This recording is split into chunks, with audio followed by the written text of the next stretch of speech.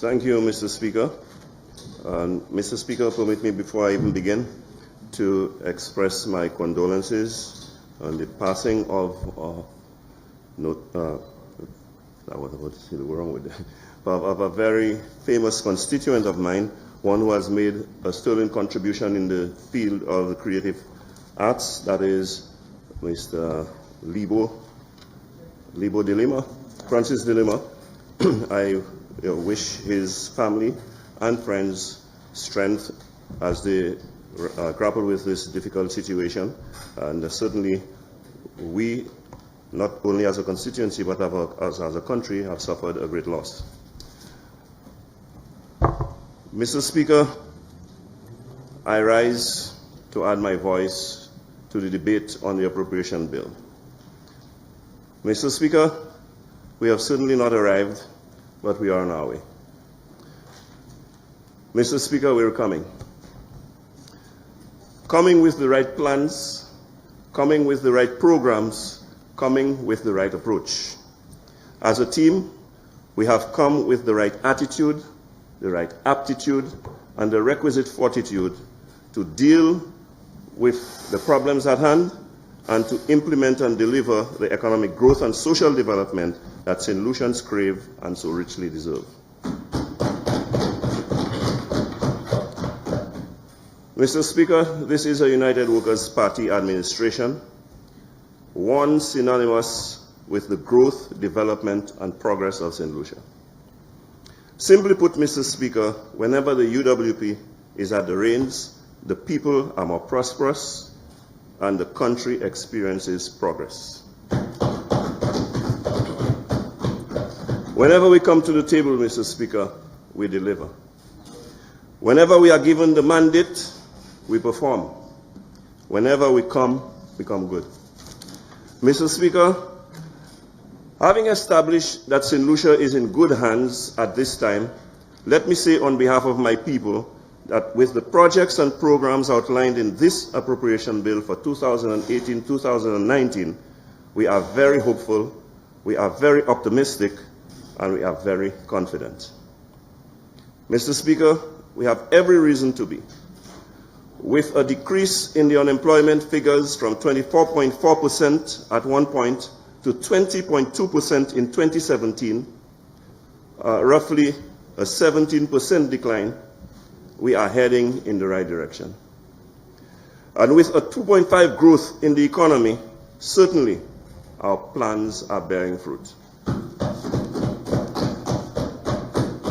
In his presentation to this Honorable House yesterday, I heard the Honorable Prime Minister and Minister of Finance say, and I quote, "It is imperative that we remove the impediments to further growth."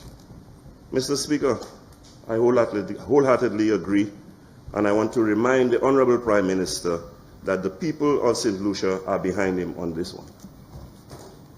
Let us not forget, Mr. Speaker, that they removed the biggest impediment to growth in St. Lucia when they went to the polls on June 6, 2016, and booted out the St. Lucia Labour Party.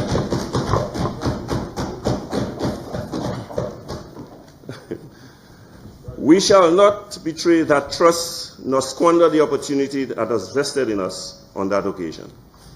On June 6, 2016, St. Lucians made an investment in us, and that investment is already paying dividends.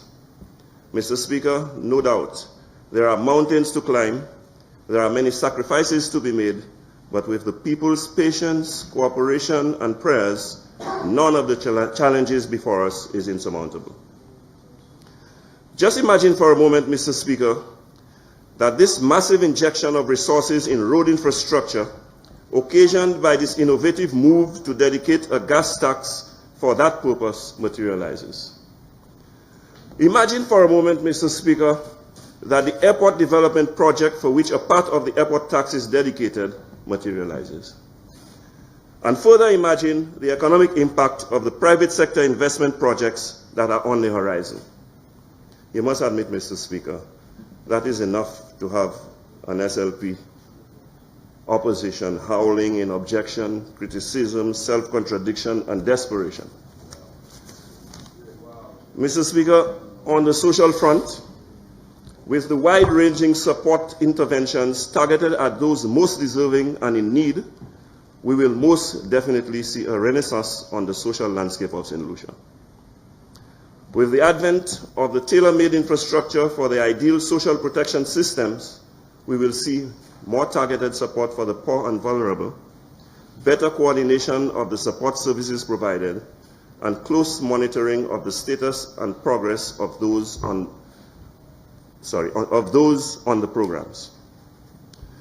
Among the programs offered by our social services, Mr. Speaker, is the Home Caregivers Program. Now I need to say a little, although I touched on those programs during the debate on the estimates, I think it is incumbent on me to say a little, to give a little enlightenment on that program, given the usual propaganda, misinformation, and criticisms being leveled by the opposition. Mr. Speaker, the Home Caregivers Program seeks to provide care to the elderly and people with disability who otherwise are unable to care for themselves. The care is offered at no cost to the client, and the salaries of the caregivers are paid by the government of Saint Lucia. Simultaneously, the program also seeks to absorb the excess supply of labor, particularly among middle-aged women. As such, in addition to being a social care program, it also functions as an active labor market program where participants are given tangible skills which can be used elsewhere.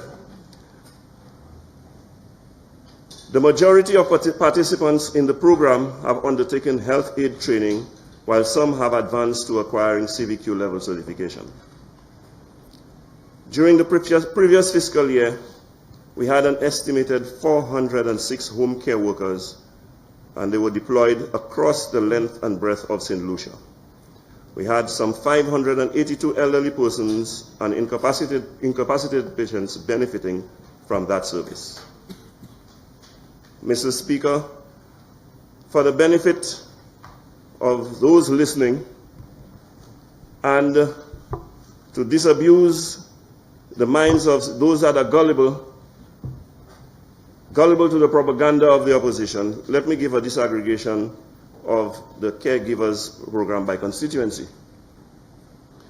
And I'm going to look at the opposition constituencies.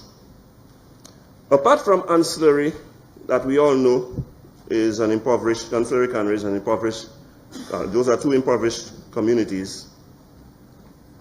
We have Castries East. And if I'm not mistaken, that constituency is represented by the biggest advocate of propaganda. And there you have 29 caregivers providing services to residents in that community. In Denry North, you have 22. In Labrie, 22. In Castries South, 26. Now, if you are to go according to the rhetoric of the opposition, you would think that I, as a parliamentary representative for Gros, I would have had the biggest quota. But guess what? If you look at the disaggregation of caregivers, Gros has 16 caregivers, the lowest number of all the constituencies. That says, Mr. Speaker, that we do things on merit, not according to preference. That is the point I'm making, and that is the point you should get. Mr. Speaker, Mr. Speaker, the comment was made that we booted out poor people who employed under NICE. Let me just say that the caregivers program once was an aspect of the NICE program. And among you all have not created anything that is good. That is why we had to change the approach and structure of the program. Among all you all have created in Saint Lucia is destruction. Let me just remember. Yes, Mr. Speaker. Mr. Speaker, I want to just look a little closer at the figures as far as the home caregivers program is concerned.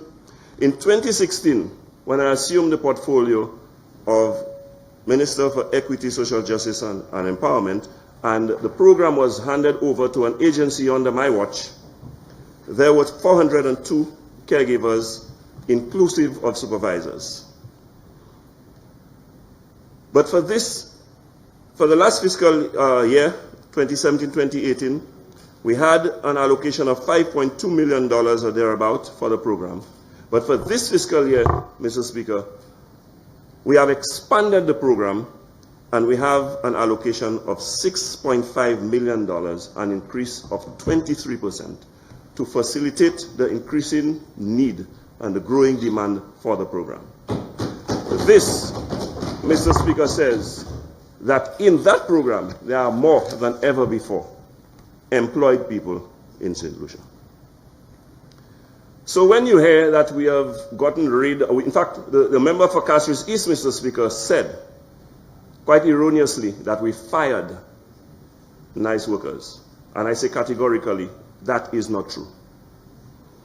Mr. Speaker, as the member for Labrie claims, the Saint Lucia Labour Party, when in office, created the NICE program.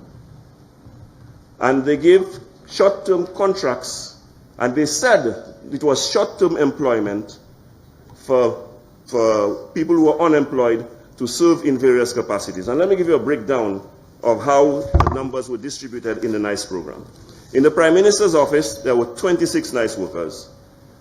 Sufair Regional Development Foundation, 12. Electoral Department, 5. Ministry of Agriculture, 155. Ministry of Education, 234.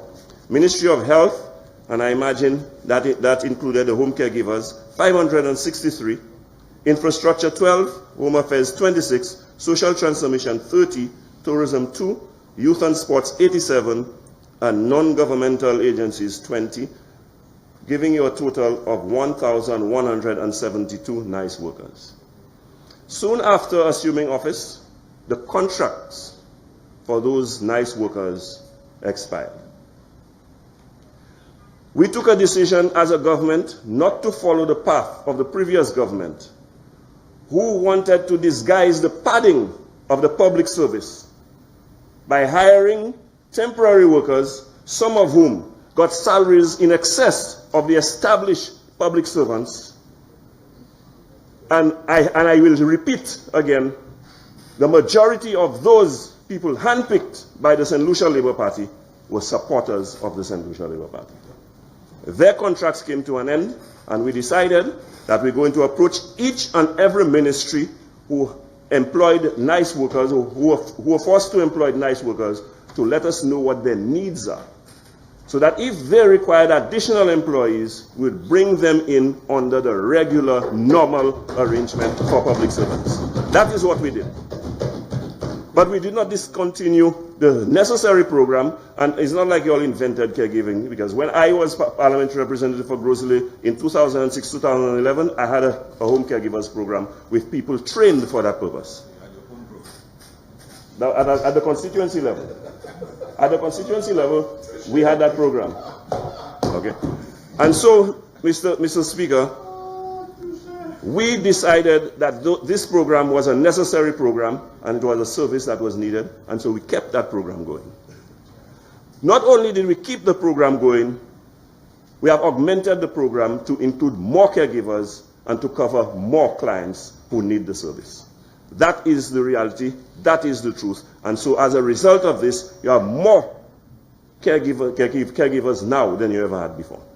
You see, the strategy of the Saint Lucia Labour Party to keep people dependent by giving them temporary employment so that they have to come to a politician and beg and pledge allegiance so that they can keep their employment is not the way that we as a government are going. Our approach is to solve the unemployment situation in this country by providing permanent, sustainable employment to our people. And when we do so, Mr. Speaker, the advantage is they can face a bank or any business commercial institution and get higher purchase or procure a loan. And so, while we are successful already in reducing the unemployment figures, Mr. Speaker, And what is remarkable about the reduction in the unemployment figures is the fact that we had people who were underemployed. And you know why we had so many people underemployed before? Because all that was provided by a government with no foresight, no innovation, no creativity was short-term programs like STEP and NICE. What we have done is create opportunities for those people to be fully employed and more gainfully employed. And so you have seen a reduction in the figures of underemployed people. Those words are written in the same document that you like to quote, economic review, social and economic review. It's written in there, and I didn't write it. So, Mr. Speaker, have no fear. Don't be worried. You can fool the people sometimes, but you cannot fool all of the people all of the time. Their worn-out propaganda is passé. That is why they sit where they are today. They think the same old trick will work all the time. But you know, despite all the cries of victimization, now I don't remember for Cassius East, he's fond of crying victimization. I don't know why you have to feel as a victim because the people rejected you. It's not victimization, it's rejection. Okay, it's rejection. They did not like the policies of your government, so they rejected it. The people recognize what they lost by putting the Labour Party in place of the UWP. So they brought us back, and we are here to do the job that they have brought us to do. And I tell you, Mr. Speaker, we are certainly going to ensure that we do that job diligently.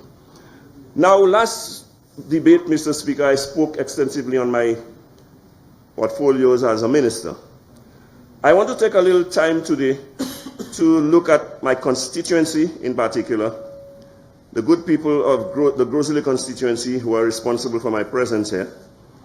And you know, I believe in, good prevailing over evil every day, Despite what they did while I was in opposition, I never cried foul, I never accused anybody of victimization. Here I am. And I'm so proud, pleased, and honored for that opportunity and that privilege. I recall, Mr. Speaker, that while we were in opposition, I was previously minister responsible for sports. There was a case brought to the court by a casino at, what's the name of that casino now? Treasure Bay, at the Baywalk Mall. They accused the National Lottery and Ministry of Sports, by extension, of introducing casino gambling in the guise of lotteries. Of course, that case went to the court and it was dismissed. But you know what?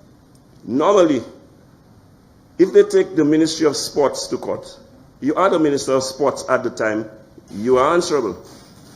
I was no longer the Minister of Sports. Whoever was the Minister of Sports was the person answerable, because I was acting in my public capacity. But you know how vindictive they are? They joined me in the case in my personal capacity. So I had to procure legal advice and representation to answer, to say to the court that I have no place or business in that case. That is the kind of things that they engage in, and when they finish, they want to come and talk about victimization and cry foul. But I'm not a victim, I'll never be a victim. But Mr. Speaker, while the chickens cry foul, I want to focus on what is being done in my constituency and how, let my constituents know how they are being facilitated in this year's appropriation bill by this year's budget. I will start with motorist and pedestrian safety, Mr. Speaker. We have 12 bus stops and lay-bys throughout the constituency that have just been recently constructed. And that in itself will go to some extent in reducing congestion and in providing a measure of safety on the roads for both pedestrians and motorists. Sidewalks, Mr. Speaker, I'm continuing from where I left off with sidewalks in areas like Corinth and Grand Riviere. And soon we are going to ensure that we build a sidewalk from Redevelopment to the Gros Junction. Part of it is already there near the Rodney Bay Marina and the bank of Saint Lucia. We are going to complete those sidewalks, not just for visitors, but for our locals, especially our locals from Gros, who will always take a walk to go to the entertainment at Rodney Bay. In the town of Gros, we'll continue the sidewalk program, and in Moshi, we'll continue the sidewalk program. Now, while making this contribution, no, but before I go to that, let me mention too that in the town of Gros, I have one concern. And I just want to, through you, Mr. Speaker, sound a warning to our people of Gros. It is detrimental to the aesthetics, the user-friendliness, and organization of our town when people encroach on sidewalks. Now that is very prevalent in Gros. I would like to ask our people to desist. I know that the council, the Constituency Council, is trying their best to discourage that habit, but they do not have the legal support and power to enforce. And so I'm asking that perhaps we review the legislation to give them such powers, because after all, we cannot expect the Department of Planning, with the limited resources that they have in terms of manpower, to monitor all towns and villages and to prevent such occurrences.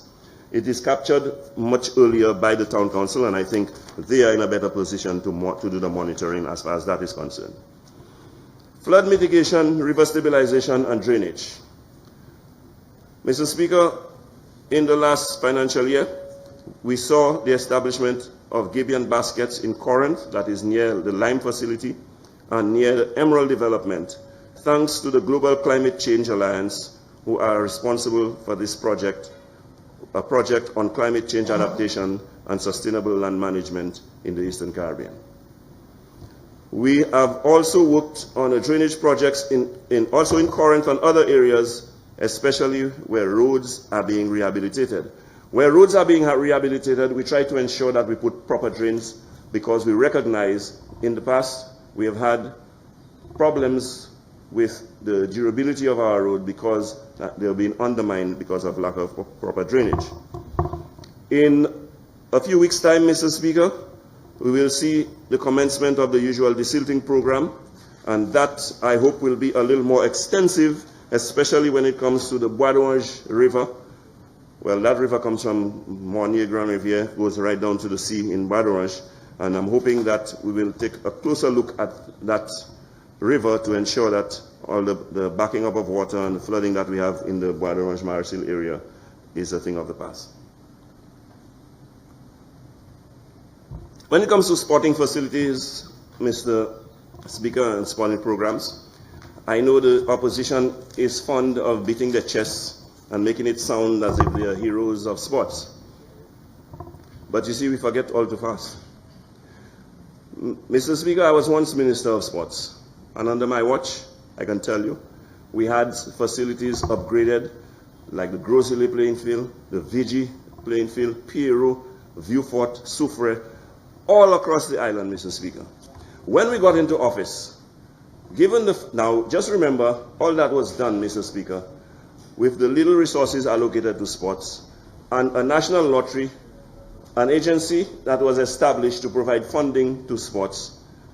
At the time, you will not believe it, all I received, or we received rather, through national lottery was $25,000 monthly. And from that amount, we had to use some of it for administrative costs. Mr. Speaker, I'm not in the business of sitting on my hands and cry, like they do. We find innovative ways to make things happen and to improve the situation. So what we did, we brought in the video lotteries. With the advent of the video lotteries, we began to realize over $500,000 a month in receipts. But for me, personally, that was short-lived, because soon after, we were out of government. And the incoming Minister of Sports got a lottery. And you would have thought, with that kind of resources at his disposal, we would have seen a massive transformation of sports and sporting facilities in this country. But what did we get? All we got in 5 years, minister's account. Anyway, Mr. Speaker, I want to talk about the facilities in Gros, some of which require upgrade. The changing rooms. The changing rooms, for example, the one in Gros, work has been done, because when I returned, I found it a little vandalized, so we have done some work to upgrade it. Some more work needs to be done there. Repairs has to be done this year on Grand Riviere and Corinth, and we want to ensure that we upgrade the playing surfaces of the Gros playing field, Grand Riviere playing field, Morshy playing field, and Redway playing field. Mr. Speaker, we will return the sand-capped surface of the Gros playing field and the Corinth playing field. The same will be done at Grand Riviere and Morshy. And hopefully, perhaps not this financial year, but I want the people, the young people of Morshy to know that on the cards for them during this term of my tenure is lighting on the Morshy playing field. Mr. Speaker, we are also going to do some repairs and upgrade to courts. The Gros Court, the Morshy Court, the Bonne Court, the Deramo Court, and the Riviere Mitant Court. Now, I'm even ashamed to call it a court. Something was established in the last 5 years in Riviere Mitant that they call a court. First of all, it does not have the requisite length to be considered a court, and it is in a state of disrepair already because it cannot be used for the purpose it was intended. We are going to ensure that we transform it to a court and to provide the people of Riviere Mitant with a proper court. We began a court in Grand Riviere during my tenure, 2006-2011. We are going to start work on that court once again during this fiscal year to be completed in the following fiscal year. I will continue with my sponsorship of sports events and competitions. And for this year, in the coming weeks, we are going to launch our Gros T20 cricket tournament. And later on in this year, beginning after Gros Day, the Gros football competition, popularly and affectionately known as the Spider Cup. Mr. Speaker, I will continue to provide assistance of gear and uniform to teams and clubs in my area. And to show my commitment to the area of sports development, I have added a member of staff to my constituency office dedicated specifically liaising with the sportsmen and women of my constituency.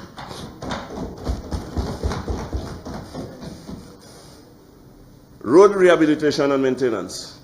For once, Mr. Speaker, I stand in this honorable house with excitement when I talk about road and rehabilitation. This has been the source of greatest distress to me as a parliamentary representative. Why? Given the nature of my constituency,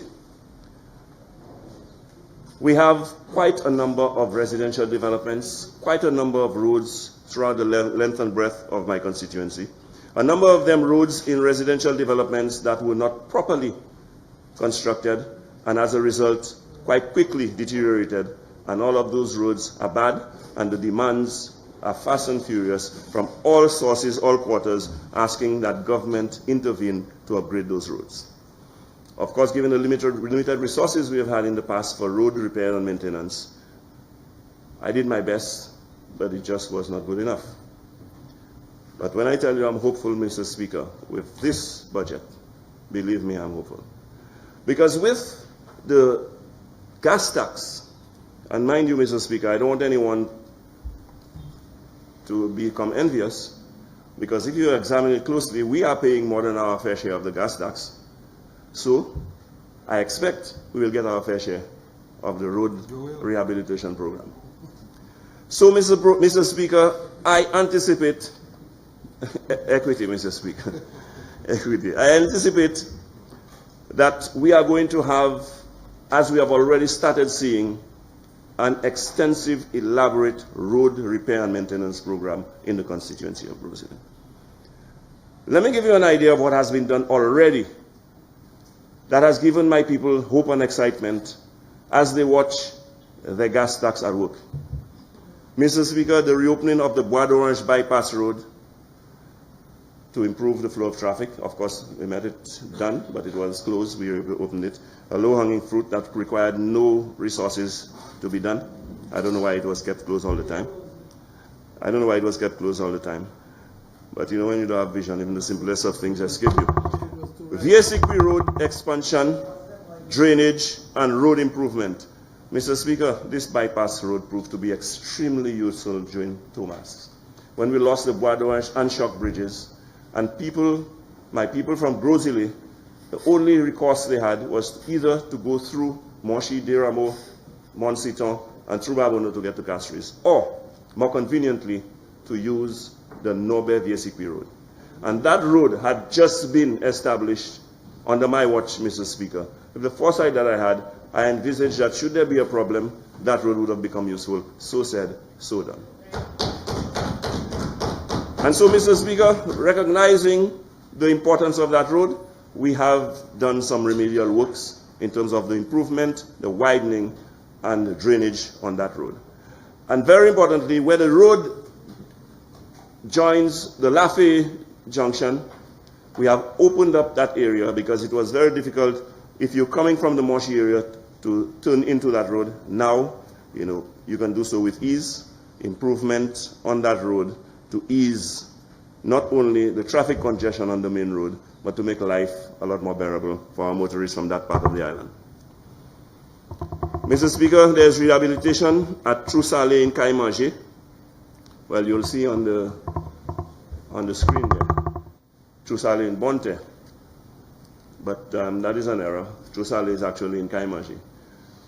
I mean, it's not uncommon for us to see Cap Estate Castries, everything good we have. Anyway, Mr. Speaker, Mr. Speaker, the road rehabilitation there, it's a piece of concrete road to facilitate more comfortable motoring by the residents in that area. In Marisil, the East Winds Road has been upgraded. The old military road starting from Bella Rosa to Bonne has been upgraded.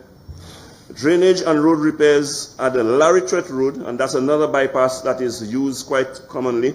It starts near where Kilago, or perhaps people may know it better, by the Aquatic Centre, and comes out in Lafeuille. That road has also been upgraded with some drains being established as well. We have seen rehabilitation of the Corinth Main Road and the Corinth Bypass Road.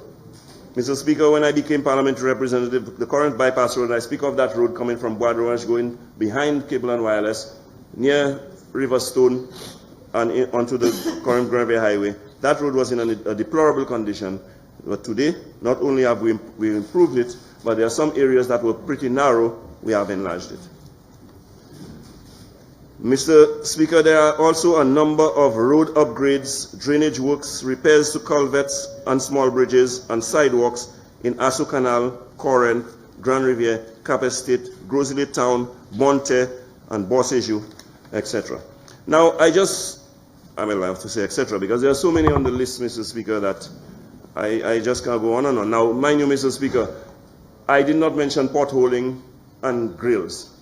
Because, Mr. Speaker, those mundane, regular, run-of-the-mill projects, I don't count them. I remember in an effort, in a bid for re-election, my predecessor, put a list of projects out, some 47 projects, and quite a number of them were potholing and grills. I mean, you don't even need a parliamentary representative for that. You talk about real projects when you talk to people about projects. Potholing and grill, run-of-the-mill stuff. The bypass roads to be upgraded in this coming year, Mr. Speaker, include connecting Asso Canal to Norbert. Now, this will be very useful, again, to ease congestion of people who do not have to go on the Castries-Grosley Highway. Now, that Norbert-Asso Canal road has already started. We started road rehabilitation from Asso Canal, and we have also started from the other end, from Norbert coming down.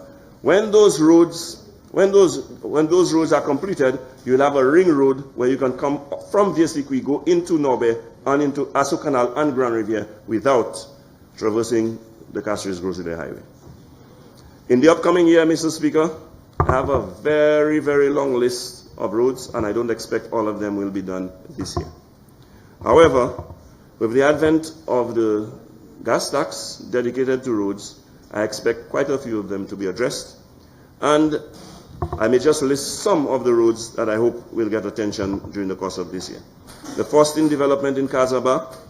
These people have suffered for a long time with horrible roads. Bois to Anse-la-Voûte Road.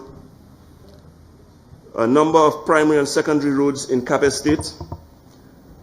Roads in Bonne. Roads in Rodney Bay. Monchy, LaBorne, Monnier. Another Faustin development in Piat. A road past the Pentecostal church in Piat on the left-hand side. That road, of course, was made worse on the eve of the general election in a desperate attempt to capture the hearts of the people of Piat. A grader was sent on that road, making it even worse than it was, and of course quite a number of pipes were destroyed and the road was made muddy. And with the heavy rains that we had on that night, Mr. Speaker, the thinking was that they would fool the voters, but like I said, you can't fool the people all the time with the same tactics. And so the people came out with a vengeance on that day, Mr. Speaker, and ensured that they have a representative that will not try to bluff them with last-minute road repairs, but will do a proper job in repairing that road once and for all. And I promise them that they will get that road done in concrete very soon. Degazon, Mr. Speaker, we have just done some work, concrete work, road work in Degazon, and we are going to continue. In Montsepa, we are going to also do some road works there. We just completed some stabilization of waterway, where we lost a culvert and part of the road itself. That has been addressed, but we're going to be seeing some road works there. And Mr. Speaker, I have this situation where we have a number of people in a settlement called the JQ Development. It is private lands that is occupied by squatters. I'm hoping through the collaboration of the Ministry of Housing, Ministry of Planning, and my constituency office, we can find a way with the landowner that we can regularize the situation there to improve that road, because quite a number of people live in that area and the road is really in a terrible condition, so much so that emergency vehicles cannot even access that area. I also want to upgrade the road in Marisil that goes from the Castries-Grosley Highway to Calabash Cove, and of course the road coming from the Castries-Grosley Highway to the Marisil Beach. Now, a few may not have been mentioned that are on my list. As well, there are some that have been done and not mentioned. But my people will forgive me, Mr. Speaker. They are just too numerous to mention. Mr. Speaker, if I move on to the Grosley Human Resource Center, a project that is dear to my heart, a project that seems to have been steeped in controversy. You will not believe, Mr. Speaker, that project is an initiative that I undertook when I was the parliamentary representative between 2006 and 2011. And any right-thinking Saint Lucian, and in particular Grosilian, would not contest the fact that that was a necessary, vital, and useful project. But you know what? There are always exceptions. The former parliamentary representative did not see the utility or importance of that project and decided to put it on hold. Mr. Speaker, when she began to feel the revolt of the people on the eve of election, she had a sword-turning ceremony for a project that was almost 70% complete. And she came there with her hard hat and her mask to try to break concrete that was already set, to try to impress the residents of Grosley that she is interested in their welfare. But I remember the placard bearing Grosilians who informed her on their placard, too little, too late. Now, in typical form and fashion, the UWP is always there to the rescue. So I'm back. And Mr. Speaker, what I've started, I will complete. And so I promised the people, the residents of Grosley town in particular, and the rest of the Grosley constituency, and the north in general, to include Castries, that this project is going to be completed very soon. Now let me tell you a little about this project, why I make such a fuss about this project. This project will play a pivotal role, Mr. Speaker, in human resource development in the town of Grosley and environs. Why? We have a training room, Mr. Speaker, equipped with over 20 computers, a room where we will have state-of-the-art technology for any kind of training that you can imagine. Training in entrepreneurship, you name it, music, in anything you can imagine. We also will have a music studio, and originally we had a room that we called the exhibition room that has been transformed to a music studio, so that our young people can go there and, harness their craft in the area of music production and recording and so on. We have a conference facility that can facilitate over 80 people. And Mr. Speaker, this is going to be a state-of-the-art conference facility with the works, so that we can compete with any other conference facility in the north. The idea being that this building is going to cost us some money for maintenance. We recognize that. We have the experience of that as a government, the high cost of maintenance of such buildings. So we have decided to design this building, build this building, and equip this building with the capacity to generate revenue for its own self-maintenance. And so we're hoping that, quite apart from the use of the conference facility by our community groups and organizations, that we can have this conference facility out on hire for other private sector concerns. And Mr. Speaker, the former government are quick to talk about the creative industries and the arts. But what have they done for them? I don't remember. Oh yes, they hired a highly paid consultant. A highly paid one. That's what they did. Hire a highly paid consultant who, after elections, when they lose and in opposition, will peddle propaganda for them.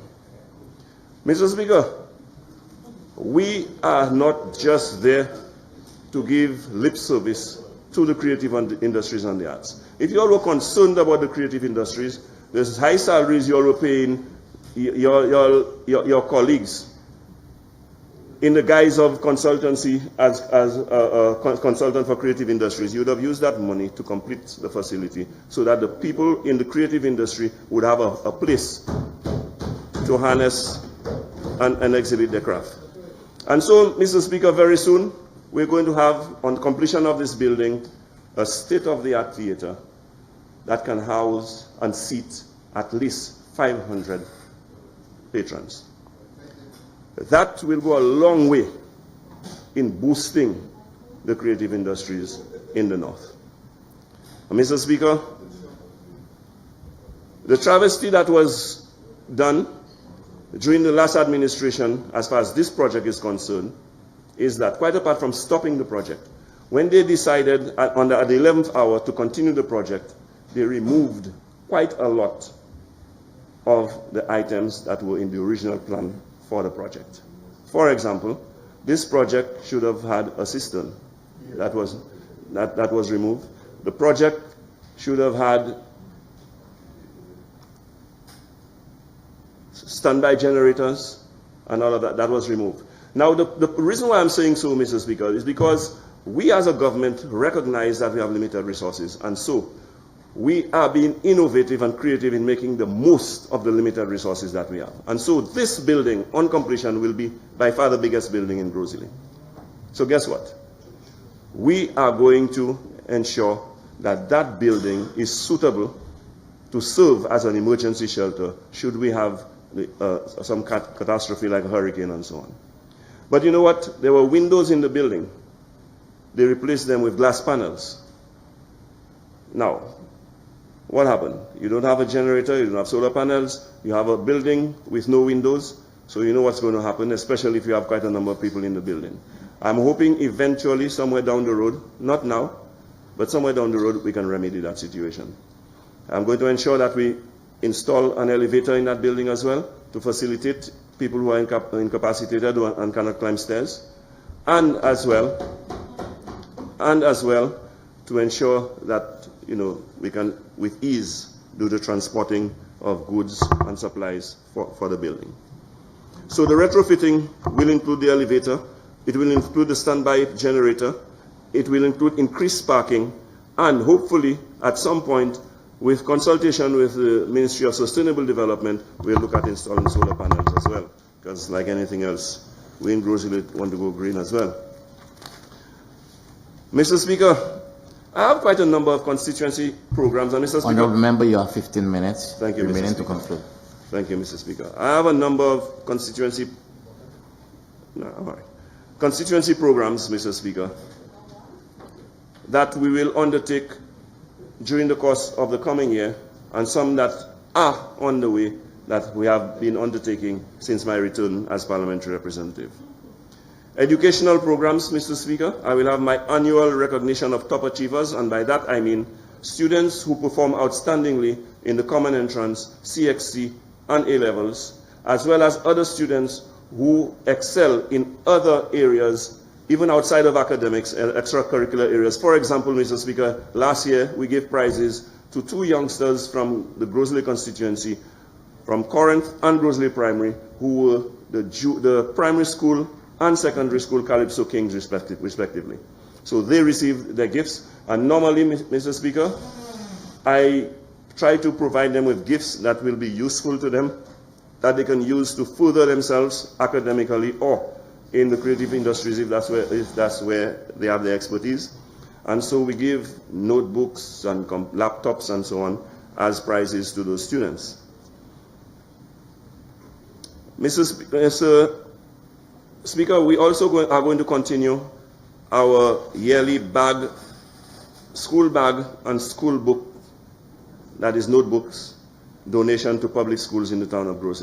Now I say public schools because we have a number of private schools in the constituency, but I think the need is more acute among the students of the public schools of Gros, namely the Gros Primary and Infant, the Moshi combined, Grand Riviere combined, and the Dimpolet School. Now I have a little issue with the Dimpolet School, Mr. Speaker. It is in my constituency, but the majority of the students there don't come from my constituency, so I will have to tax some of the other parliamentary representatives for the program when it comes to providing for the Dimpolet Secondary School. So Babono and Castries North, Central Castries, be ready. I'll be knocking at your door. Mr. Speaker, what we do is through the assistance, I must confess, of my wife, her sister, and some friends of theirs who live in the diaspora. They organize barbecues and fundraising activities, and they purchase on sale massive numbers of notebooks so that we are in a position each year to provide every student of the schools that I mentioned with all the notebooks that they require.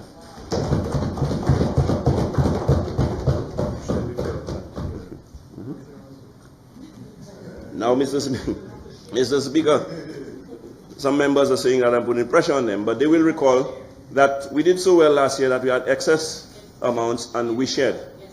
And that we intend, hopefully the program would be expanded this year, we'll get even more books and we will share, because when we share with our colleagues, we are making our contribution nationally to the improvement of our young people, which will redound to the benefit of all in this country. Training and employment, Mr. Speaker, is an area that we are looking at closely. And in the area of training, my constituency office tries to liaise with private sector concerns in sourcing jobs and recommending people who come to our office indicating that they're in need of a job and try to facilitate the process. We are also going to look at training programs on completion of that HRDC. And like I said in my previous debate, Mr. Speaker, it is not going to be called a Gros HRDC. I don't think that's jazzy enough for an impressive building such as this. We are going to be launching in the coming weeks a competition for school children, residents of Gros and everybody to make their suggestion as to what this building or how this building should be named. I assure you it's not going to be named after a politician, Mr. Speaker. Mr. Speaker, when it comes to training, we are providing opportunities to agencies. And for example, if we are aware that there is a training program at NSDC, at NRDF, organized by the SSDF, what have you, we channel our people to those programs based on their needs and interests. So we facilitate that process. I also will be launching, as I did last year, a number of town hall meetings and interventions. And when I say town hall meetings and interventions, it's not all town hall meetings, Mr. Speaker. For example, last year I had what I called a block meeting, and I've abandoned the idea of yard talk because in the last election someone adopted it and I figured, look, I will stay innovative and creative. Block meetings with the youngsters in my constituency who are on the block, who are not normally inclined to coming to any town hall to express their views, their desires, their concerns and frustrations. I meet them on their turf, Mr. Speaker, and we try to find out what are their needs and concerns, and we try to address it. So, Mr. Speaker, in the next 2 weeks, I will recommence those town hall meetings and block meetings. My annual Christmas program, Mr. Speaker, where I provide treats for the elderly, a Christmas party for children, and last year, instead of a Christmas party for the elderly, we gave out hampers to the elderly throughout the constituency. In addition to this, on a monthly basis, I have a hamper distribution to the less fortunate in my constituency. So this is part of my welfare program of my constituency office, Mr. Speaker, that I have to thank my wife and the staff of my constituency office quite tremendously for, because I must admit, I have very little to do with the great effort in ensuring that this is done. Mr. Speaker, I have in the past spoken of the establishment of a number of institutions and agencies to facilitate the development of my people and my constituency. Mr. Speaker, the Gros Credit Union is an idea that has not been abandoned. I do not want to come back here in the next budget debate to speak of it, but rather to come here to report on its establishment. Now, I'm taking a new approach because there was once a Gros Credit Union that is now defunct. There is a gentleman who is responsible for wrapping up that entity.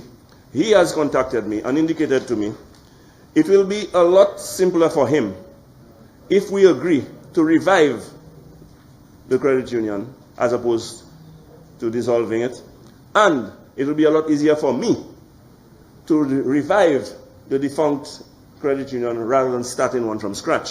And I believe him because, to be very honest with you, I find it a very difficult road, Mr. Speaker, in trying to establish that Gros Credit Union, even based on my experience with the cooperative division. Mr. Speaker, the Gros Development Foundation, you have heard of it before, and I know the member of Soufriere will say, well, boy, I'm copying, from what exists there. But if it's good, Mr. Speaker, it's worth emulating.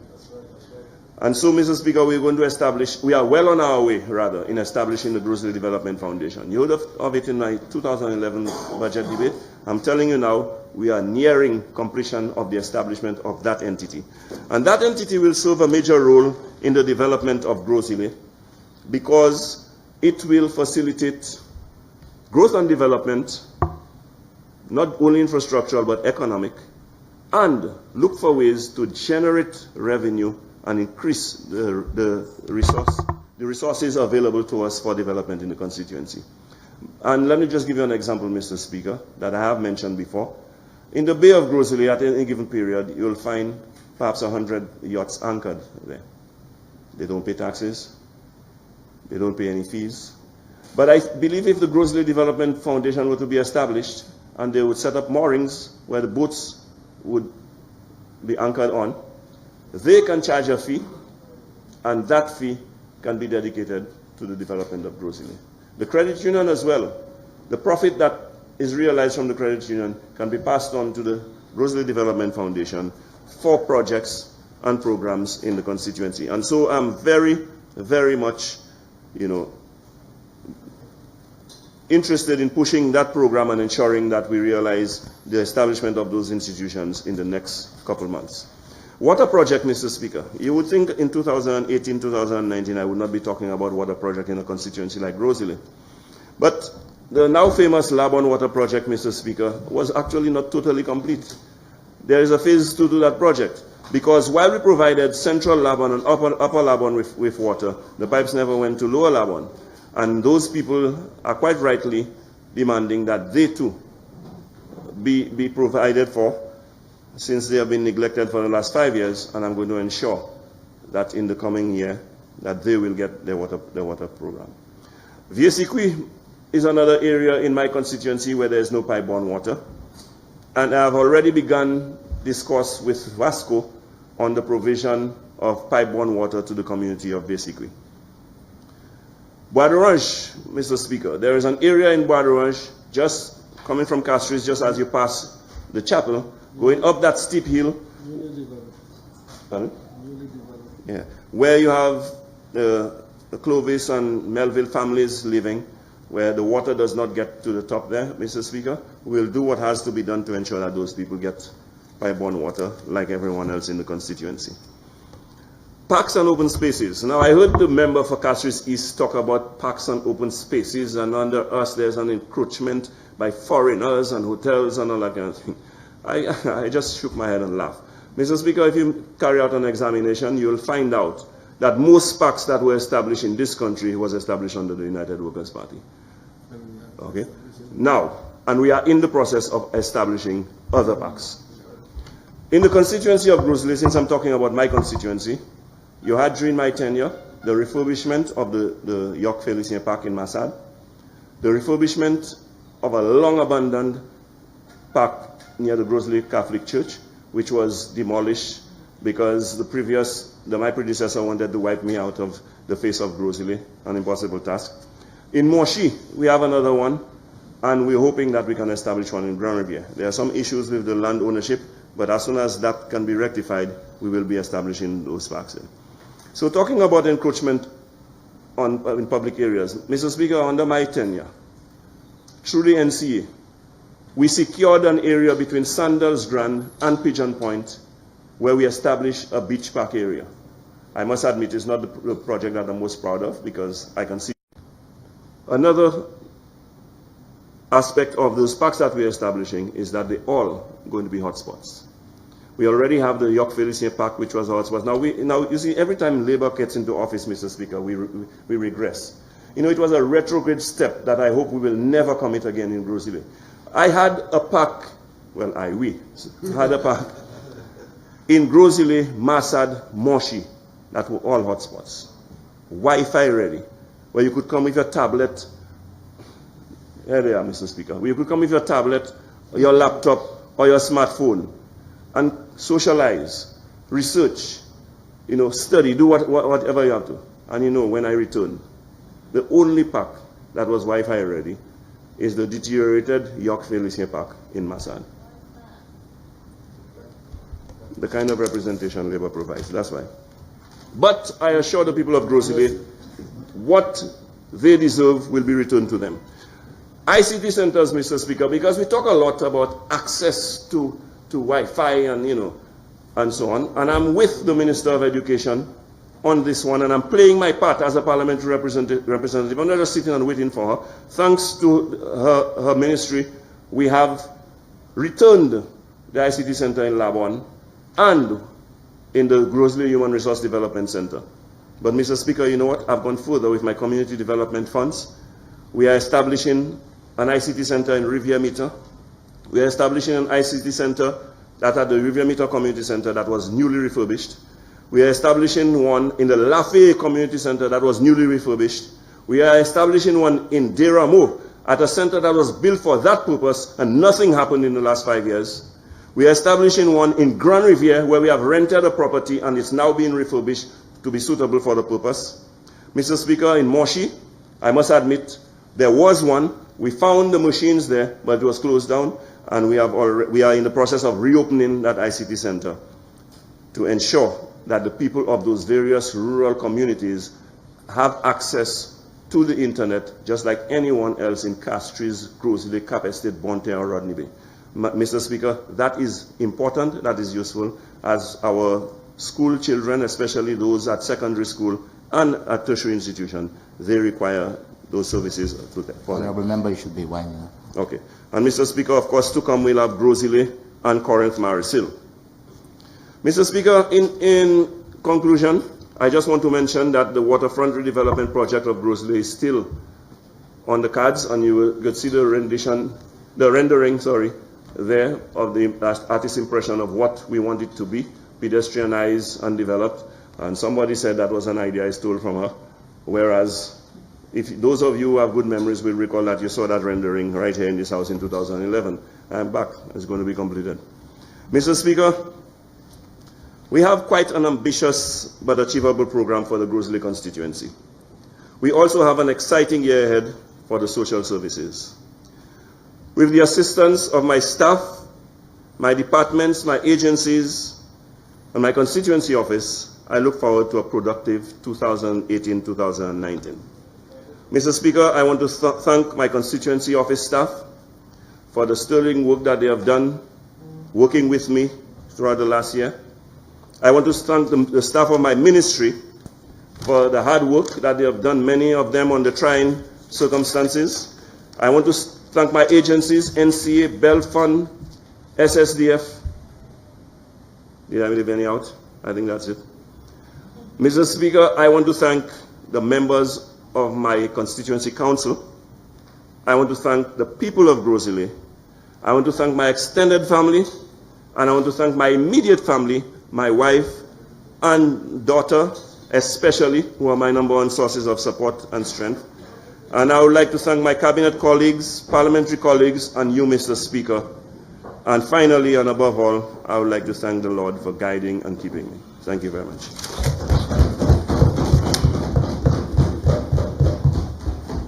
Honorable Prime Minister.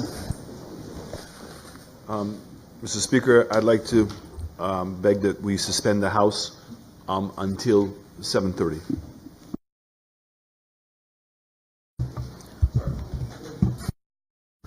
My apologies, 7 o'clock. Honorable members, the question is that the sitting of the House be suspended until 7 p.m. I now put a question. As many as are of that opinion, say aye. As many as of the contrary opinion, say no. I think the ayes have it. The ayes have it. House is suspended.